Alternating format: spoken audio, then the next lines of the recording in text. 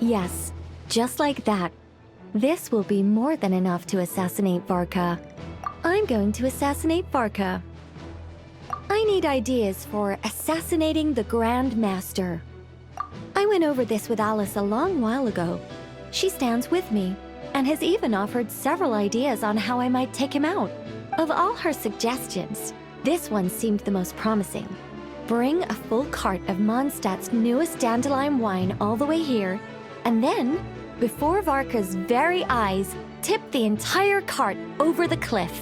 Perhaps the monumental, overwhelming grief will make him collapse, or go drown himself in whatever other wine he can find. That doesn't sound like it'll work. Wait, no! Don't even think about doing something so horrible. When writing a novel, the author, naturally, seeks to be as extravagant as possible, especially when writing detective novels. If the opening lacks a striking turn, how is the rest of the plot meant to unfold? Alas, this will be my final attempt at writing detective novels.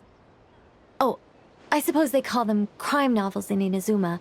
In any case, they all tell of crime. There's hardly a meaningful distinction. I also discussed it with Barbie, but our novel writing sessions always evolve into crime planning sessions.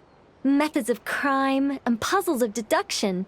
We have explored plenty of those, yet the plot would not advance. The Angel Killer case. Try as they might, the culprit remained elusive. The desperate detective rushed into the crowd, then shouted the revered names of the 4 great rulers at the sky. Whoosh! Pitter-patter. Boom! Detective and murderer reduced to ash. What kind of writing is that? Doesn't that leave no room for deduction at all? Of course there is. It was only through painstaking deduction that the detective finally discovered the names of the 4 great rulers, learning also that shouting them at the sky would inevitably reduce one to ash.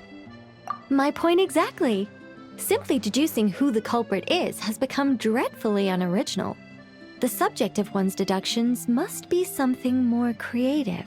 I even thought of having a Seelie detective, an angel who, longing to become a detective, became a Seelie, and by some twist of fate, ended up as a detective's assistant. All Seelies love to guide people, so this one went about leading the detective from case to case. I found the idea rather interesting. Come to think of it, the Seelie detective and the Angel Killer case seem far more interesting than assassinating the Grand Master. Never mind, guess I'll move on to work on that idea then. It's precisely because I overthink every little detail that I've lost interest in continuing. Not to mention the mountain of words I'll have to write. The very thought of penning all those words. Oh, what a hassle. And I can't even get a ghostwriter for this one. I'll just work on the Angel Killer case instead. But how might the detective deduce the truth? Perhaps he could have a conveniently informative dream. Seelie detective. Hold on. Why not have the Seelie guide that detective to assassinate the Grand Master instead?